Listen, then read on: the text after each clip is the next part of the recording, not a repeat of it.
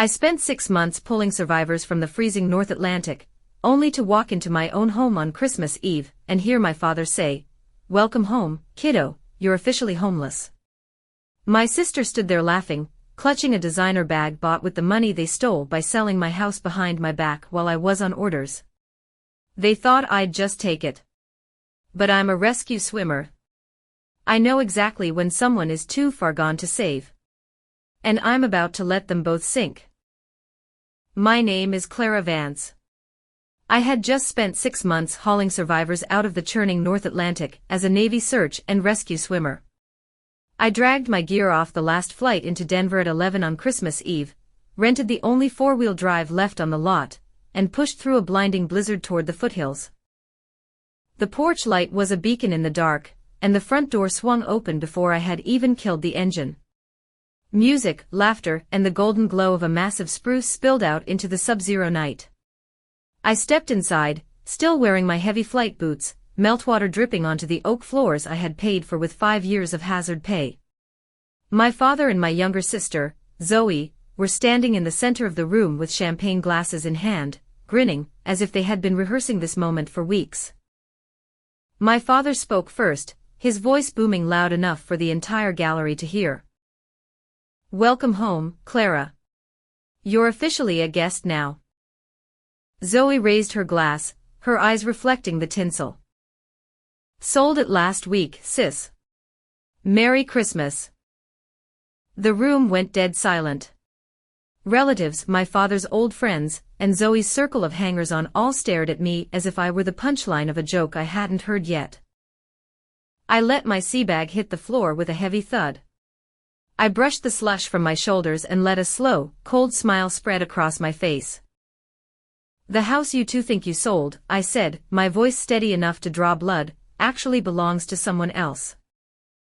The wind back at the station that month had been hitting 40 below with the chill.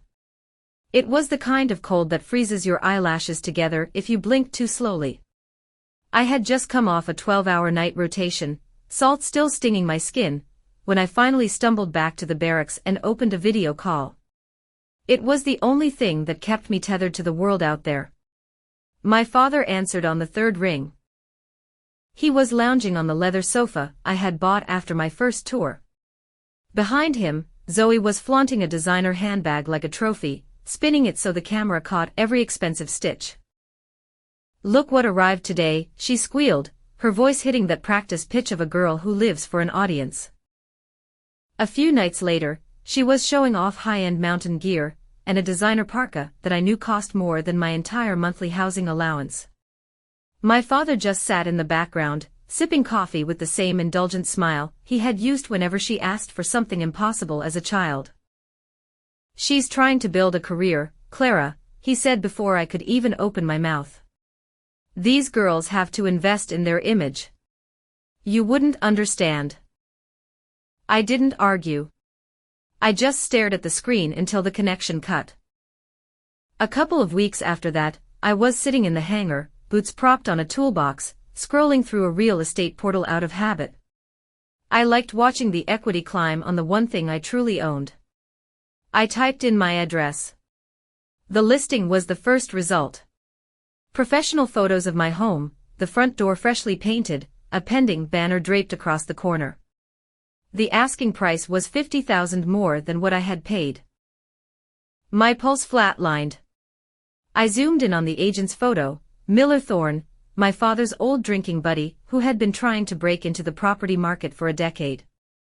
I called my father 5 times. Every call went straight to voicemail. I messaged Zoe, she read it and never replied. That night, I sat on the edge of my bunk until the lights went out, replaying every conversation from the last 6 months. Every "don't worry, we're fine," every "send a little extra this month," and every time he changed the subject when I asked what Zoe was actually doing for work. I opened my contacts and scrolled until I found Sarah Miller. We hadn't spoken in 2 years, but she had gone into military law after our first tour. I sent her the link with a single line: "Can a representative list a service member's primary residence without their knowledge while they're on active duty?" She answered in seconds. Send me the address and the deed info. I'll pull the records in the morning. And Clara. Freeze your credit. Now. I spent the next 4 hours on a flickering satellite connection, saving every text where my father begged for money for Zoe. Every digital transfer marked as family support. Every email where I had signed a temporary power of attorney before this rotation, thinking I was simply making sure the utilities stayed on while I was at sea. Sarah sent the first file at dawn. The public records showed a home equity line of credit opened in my name for $140,000. My father's signature was on the line as my representative. The funds had been moved to an account matching Zoe's details. A second file followed, a preliminary sales contract to a couple Zoe had known since high school, signed 12 days prior.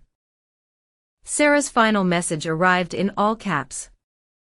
They can't legally close, but they're moving fast because they think no one is watching. Start documenting everything. I created an encrypted folder on my drive and moved every file, every screenshot, and every bank alert into it. Then I sat on the cold floor of the barracks and felt the last thread of loyalty I had for that house snap clean in half. I was done asking nicely.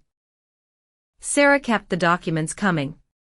While I stood on the flight deck, the wind howling so fiercely that the crews had to chain the helicopters down, every new file felt like a physical blow. Page 1, a draw schedule for the line of credit. 3 separate transfers to Zoe's account within 4 days of the line opening. Page 2, an email from Miller Thorne to my father, dated exactly a week after the lien was recorded. Title is clean enough for a cash buyer. We can close in 12 days. No bank, no problem. Page 3, the purchase agreement signed by my father as my representative. Sale price, $410,000. Earnest money, $85,000, marked non-refundable. The buyers were Maya and Julian Sterling, Zoe's childhood best friend, and the husband she'd married just last summer. Sarah had attached a digital note to the bottom of the PDF. Zero chance this clears legally. No title insurance company will touch a property with an open lien, and a missing occupancy waiver from an active duty owner. But they're moving fast because they think you're stuck in the middle of the ocean. I forwarded the entire folder to my commanding officer along with a formal request for emergency leave. The hardship packet was approved in 6 hours. I grabbed the only remaining seats on a series of red ice, crossing from the coast to the mainland, then catching a connector into Denver. It was 21 hours door to door. I slept maybe 90 minutes, the words of that contract burning behind my eyelids. I landed in Denver at 10 on Christmas Eve. The rental counter had 1 vehicle left, a silver pickup with studded tires. I threw my gear in the back, punched my home address into the GPS, and hit the road. The snow started hitting hard halfway through the mountain pass, thick and horizontal. The warning signs were flashing red, and the plows were already losing the battle against the drifts. I kept my speed low, my knuckles white on the wheel, and the heater blasting, as every mile marker brought me closer to a confrontation I had never imagined. The reservoir appeared on my right, black ice reflecting the festive lights from the houses along the shoreline. I took my exit, turned onto my street, and felt my stomach not tighter than it ever had during a midnight rescue. Every driveway on the block was filled with glowing reindeer and inflatable Santas. My house was ablaze. It looked like a showroom, every light on, wreaths on the garage doors, and a massive tree visible through the front window. Silhouettes moved behind the blinds, a shifting gallery of shadows. I cut the engine 2 houses down and sat in the sudden, ringing silence. Steam curled off the hood into the freezing air. The dashboard clock read 11:11 p.m. The thumping bass of the music from inside was strong enough to rattle my windows. I pulled on my uniform cap, grabbed the binder of evidence I'd assembled in airport lounges across the country, and stepped out into the snow. My boots crunched loud enough to wake the dead, but no one came to the door. They were too busy celebrating. I walked up the sidewalk I'd shoveled myself for 5 winters, stood under the porch light I'd installed after my last promotion, and stared at the wreath hanging where my flag usually flew. I reached for the knob, turned it, and pushed. The door swung open, and I stepped straight into the heart of their party. The air was thick with the scent of cinnamon candles, pine needles, and cheap red wine. A towering noble fur dominated the living room, drowning in white lights and gold ribbon. There were at least 30 people there, cousins I barely recognized, my father's old poker crew, and Zoe's entire social media entourage, all holding plastic flutes of champagne as if they were at a wedding toast. My father saw me first. He was standing under the tree in a ridiculous light-up sweater, one arm slung around Zoe, the other holding his glass high. He shouted over the music, his voice filled with a triumphant edge he'd been waiting to sharpen. "Look who finally showed up. Sorry, kiddo, but you're a little late. This house isn't yours anymore." Zoe spun in her sequined mini dress, her hair extensions swaying, and actually clapped her hands. "Closed escrow yesterday, big sis. All cash. We're literally partying in your old house right now. Happy holidays." Half the room laughed as if it were the sharpest wit they'd heard all year. I stood just inside the threshold, snow melting off my cap, onto the hardwood I had refinished myself 3 years ago. My pulse was steady, the same rhythm I keep when I'm suspended 80 feet below a chopper in 60-knot winds. My father continued, his voice rising, intoxicated by the attention. "Family takes care of family, Clara. Zoe needed a clean slate. You were off playing hero anyway. We didn't think you'd mind." I finally spoke, low enough that the music nearly drowned me out, yet every conversation in the room died instantly. "Are you sure about that, Dad?" He barked a laugh, thinking I was bluffing. I pulled out my phone, opened the document Sarah had sent from the county recorder, and turned the screen so the entire room could see the highlighted lien. $140,000 open line of credit, signed by you as my representative. It's still active and it's in the primary position. No title company on earth will insure a sale with an undisclosed lien, and an active duty owner who never signed an occupancy waiver in person. Which means escrow can't close. Ever. The holiday music kept playing, but no one was dancing anymore. Maya and Julian were perched on the leather sectional I'd bought with my last promotion. Maya's champagne flute slipped from her fingers, shattering against the coffee table. Julian turned the color of the snow outside. He stood up so fast he nearly upended the ottoman. "Mark, you swore the power of attorney made this legal. You said it was a private sale. No banks, no complications." My father's glass followed Maya's to the floor.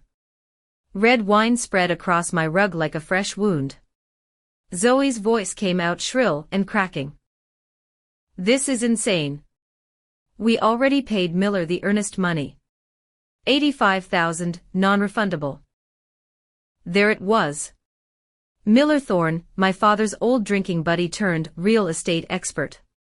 I looked directly at her.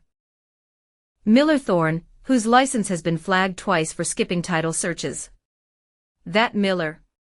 The one who drafted a contract with 0 lender approval and 0 federal compliance.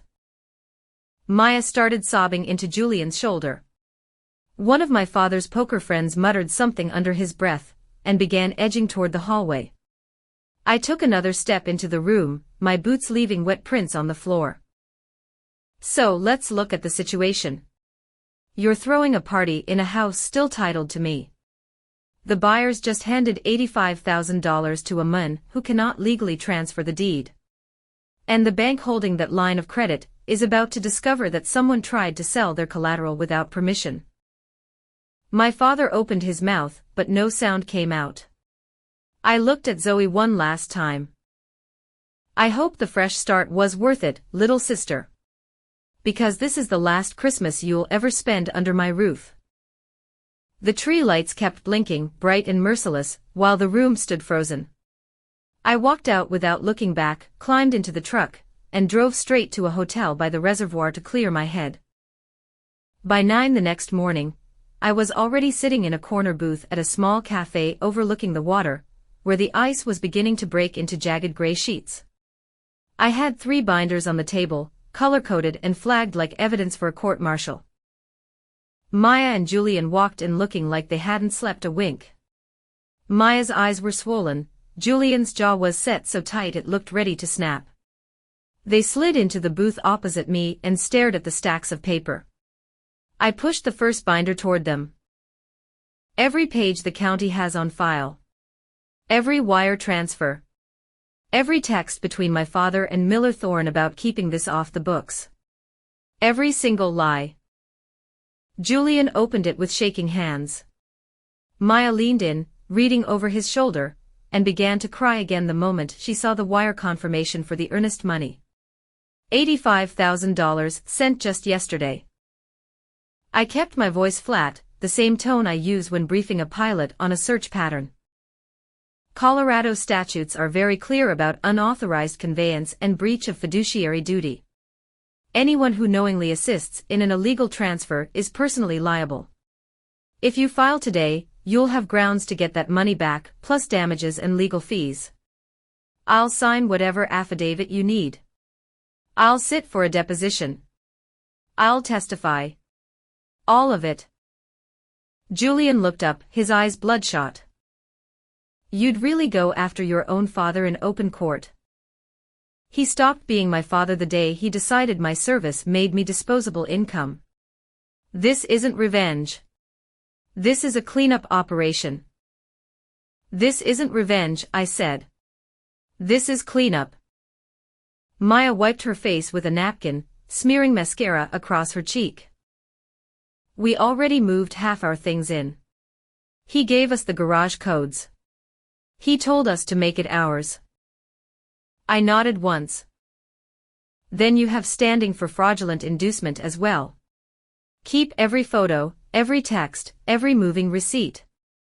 It all goes in the complaint. Julian pulled out his phone and dialed their attorney on speaker right there between the coffee cups. I spent the next 90 minutes walking the men through the timeline, page by page.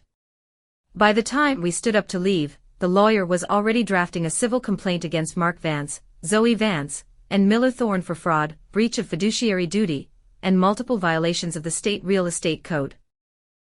I was halfway across the parking lot when my phone lit up with a call from Mrs. Gable, my neighbor. Clara, your father is in my driveway. He's been sitting in his truck for an hour. He says the bank just served him acceleration papers, and Maya's lawyer left a voicemail threatening 6 figures in damages. He won't leave until he speaks to you. I drove the 3 blocks in silence. My father was exactly where she said, slumped behind the wheel of his pickup, a gray envelope crumpled in his fist.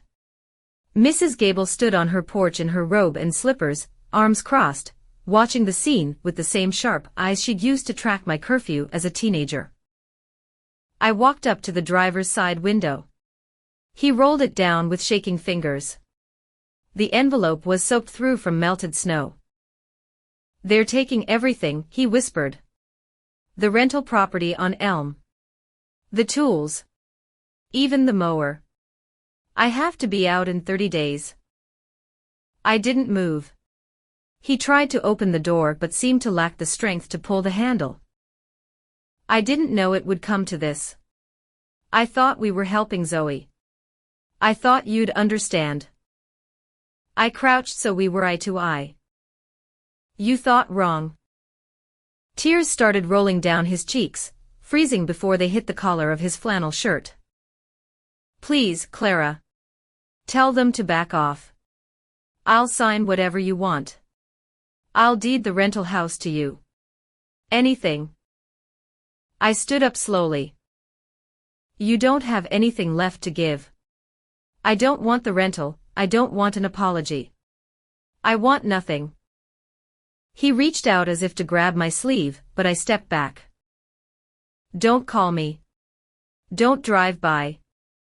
Don't send the neighbors or anyone else with messages. You made your choice on Christmas Eve. Now you have to live with it.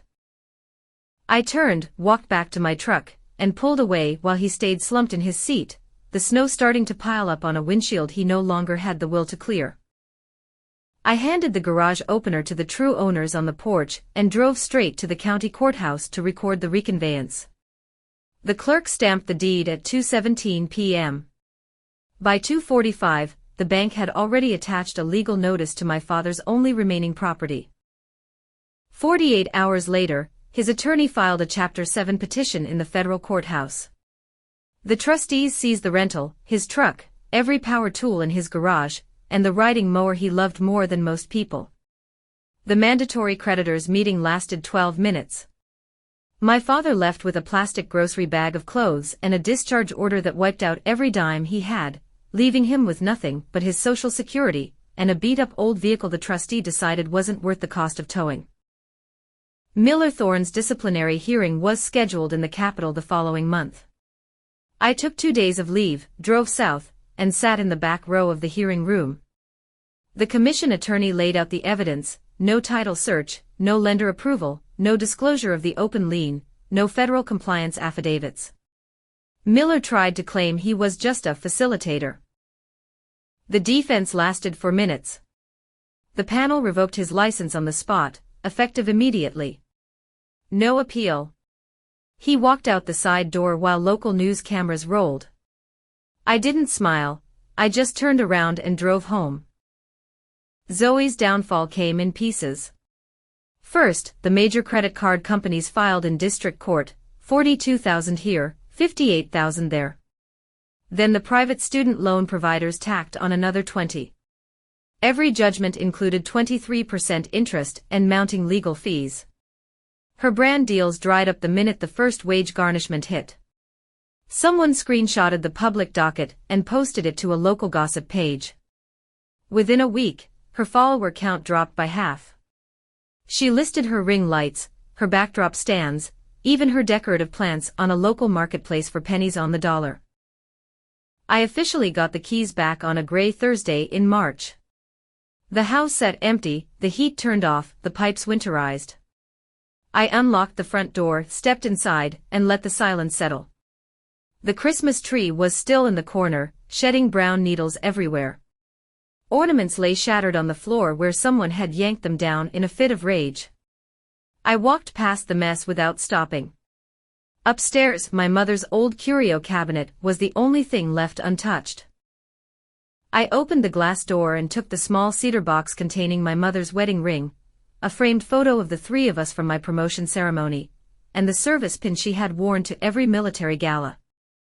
I slipped them into a padded pouch, closed the cabinet, and left every other possession exactly where it stood. On Friday morning, I met Elena, a licensed agent recommended by Mrs. Gable. We signed a 6-month exclusive listing. I priced it just below the market average to ensure a clean, swift break. The offers arrived before the lockbox was even installed, all cash, well above the asking price. I chose the most straightforward one, a 30-day close with no contingencies. Closing day was crisp and sunny. The buyers, a young couple transferring in from a coastal base, did their final walkthrough while I stood on the driveway with 3 small boxes at my feet, my uniforms, my mother's things, and a shadow box containing my commendation medals. The husband asked if I wanted to keep the flagpole in the front yard. I told him it was his now. He thanked me for my service and I nodded, handing over the keys on a brand new ring. The moving truck never came. I had hired an estate company to liquidate everything left inside, the sofa I'd bought after my first tour, the dining table I'd refinished by hand, every mug and pillow. They ran the sale over a weekend and mailed me a check for $12,000. I endorsed it over to a foundation for service members' families the same day. I loaded my 3 boxes into the back of my truck and pulled away from the curb. The house shrank in the mirror until a bend in the road took it out of sight for good. I didn't feel empty. I felt weightless. I signed the lease on a 3rd-floor walk-up the same week the judge signed the permanent protection order. It was a 1-bedroom with exposed brick and windows facing east over the reservoir. The sunrise hit the glass first thing every morning. No garage, no yard, no memories baked into the drywall, just me and the water. The order had been necessary after my father parked outside my building twice in a single week, and Zoe began using burner numbers to leave frantic voice memos claiming I owed them a future. 500 feet, 24 months, criminal contempt for any violation. I framed the certified copy and hung it over my desk like a hard-won diploma. Sarah came to town for a legal symposium that June. She dropped her gear on my floor and claimed the sofa between briefings. In the evenings, we sat on the narrow balcony with our boots on the railing, watching the floatplane skim the glass-smooth water before vanishing into the peaks. One night, she came back from the lobby holding a certified envelope by the corner as if it might explode. Concierge signed for it, she said. Return address is the county detention center. The handwriting was my father's, thinner now, the ink smudged. I carried it inside, set it on the counter, and built a fire even though the evening was warm. Sarah poured 2 glasses of bourbon without asking and leaned against the fridge. I slit the envelope with my dive knife. 5 pages of jailhouse stationery, the pencil pressed so hard it had torn the paper in spots. I know you don't want anything from me ever again, the first page read. And I don't blame you. I'm facing 18 months on the fraud plea. They took the house, the tools. I just need you to know I never thought it would end like this. I was trying to keep the family together. I read exactly 10 lines, folded the pages, and dropped them into the grate. The edges caught instantly, curling black, turning into fragile ash that floated up the chimney and disappeared into the night. Sarah clinked her glass against mine. We drank in silence while the fire settled. The next morning, I walked into a mobile store and had my old number killed on the spot. New plan, new carrier, and a Virginia area code, far enough away that no one from my old life would ever stumble upon it. I deleted the shared albums, the group chats, and every photo Zoe had ever tagged me in. I blocked every number I could remember, including the jail extension. I updated my emergency contacts to Sarah, and changed the beneficiaries on my insurance. When the final confirmation screen flashed green, I stood in the middle of my apartment and listened. There was no buzz, no ping of guilt, no invisible tether pulling me back to people who only wanted what I could provide. There was only the soft slap of water against the pilings below, and the quiet hum of a life that finally answered to no one but me. For the first time since I was 17, standing at my mother's funeral, nobody was waiting for me to come home and fix what they had broken. And I wasn't coming. On the 23rd of December, I dragged a small, scraggly fir up the stairs myself. It was a simple tree, smelling of pitch and cold air. I set it by the glass door with a single strand of white lights. No tinsel, no ribbon, no inherited ornaments. Just light. Sarah arrived that afternoon, and a few other friends from the service rolled in the next morning, having driven through the night. 5 people, 1 sofa, 2 air mattresses, and a kitchen the size of a closet. It was perfect. We cooked like we were back on a cutter, trading stories about the survivors we'd pulled from the waves and the ones we almost didn't. Nobody mentioned the previous year. Nobody needed to. When the plates were empty and the fire was roaring, I pulled a small piece of titanium from my pocket, scrap metal from a downed rotor blade. I had spent 3 nights with a file, turning it into a 5-point star, the edges still raw and honest. I climbed onto the coffee table and set it on the highest branch. The white lights hit the metal, scattering shards of reflection across the room like ice on water. Sarah lifted her mug first. To the people who stay when it's hard. Glasses clinked. We didn't cheer, we just drank. Later, when the others were asleep and the fire had burned down to embers, I stood at the window. Snow fell silent and straight, erasing the footprints on the boardwalk below. The reservoir was a black mirror. I thought about the house with the big bay windows and the flagpole I would never raise again. I thought about the voices that used to fill those rooms, and how much better the silence sounded. Blood doesn't guarantee loyalty. It doesn't guarantee truth. It just guarantees a shared history. Everything else is a choice.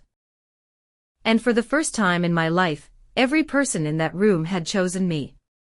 They had crossed state lines in the dead of winter just to sit on a cramped balcony because I had asked. That was family. The titanium star caught the last of the firelight before the logs collapsed into ash. I carried the small tree up the stairs myself on the 23rd, a scraggly fir I'd cut from the national forest with a $30 permit and a handsaw. It barely reached my shoulder and still smelled of pitch and mountain air when I wrestled it into the stand by the sliding glass door. One strand of plain white lights. No fancy bulbs, no ribbon, no angels. Just light. Sarah landed in Denver that same afternoon, rented a 4-wheel drive, and showed up with a duffel bag and 2 bottles of small batch bourbon. Ramirez, Cho, and Miller rolled in the next morning after driving straight through from the coast. They were still in their flight suits, having come off watch at 4 in the morning. 5 people, 1 sofa, 2 air mattresses, and a kitchen the size of a closet. It was perfect. We cooked as if we were still on a cutter. Ramirez manned the grill on the balcony in a sub-zero wind chill, flipping steaks thick enough to make a Texan proud. Cho took over my stove, turning leftover rice, kimchi, and salt pork into something that smelled like home for him and comfort for the rest of us. Miller spiked the cocoa with enough peppermint schnapps that we had to crack a window to keep from sweating. We ate standing up, plates balanced on the counter and boots dripping on the tile, trading stories about the survivors we'd hauled out of the swells and the ones we almost didn't. No one mentioned the previous year. No one needed to. When the plates were empty and the fire was roaring, I pulled a small, flat piece of titanium from my pocket. It was a fragment from a tail rotor that had taken a lightning strike off the coast. I'd spent 3 nights in the hangar with a grinder and a file, turning it into a 5-point star with raw, unpolished edges. I climbed onto the coffee table, reached up, and set it slightly crooked on the highest branch. The white lights hit the metal, scattering tiny shards of reflection across the room like moonlight on dark water. Sarah lifted her mug first. To the people who stay when the weather turns. Glasses clinked. No one cheered, we just drank. Later, when the others were snoring in a pile of blankets and the fire had burned down to embers, I stood at the window with my hands wrapped around a fresh mug. Snow fell straight and silent, erasing the footprints on the boardwalk below. The reservoir was a black mirror under the street lamps of the opposite shore, nothing but dark tree shapes, and a few porch lights from houses belonging to strangers. I thought about the house in the foothills, the one with the big bay windows and the flagpole I'd never raise again. I thought about the 10-foot tree that used to stand where my sofa is now, drowning in ornaments paid for with the hazard pay I'd sent home. I thought about the voices that used to fill those rooms, and how the quiet sounded better than any of them ever did. Blood doesn't guarantee loyalty. It doesn't guarantee truth. It doesn't even guarantee love. It just guarantees you share a name. Everything else is a choice. And for the first time in my life, every person asleep on my floor had chosen me, even when that choice cost them something: time, money, leave days, a warm bed. They had crossed state lines in the dead of winter to sit on a cramped balcony and eat overcooked steak because I had asked. That was family. The star caught the firelight one last time as the logs collapsed into ash.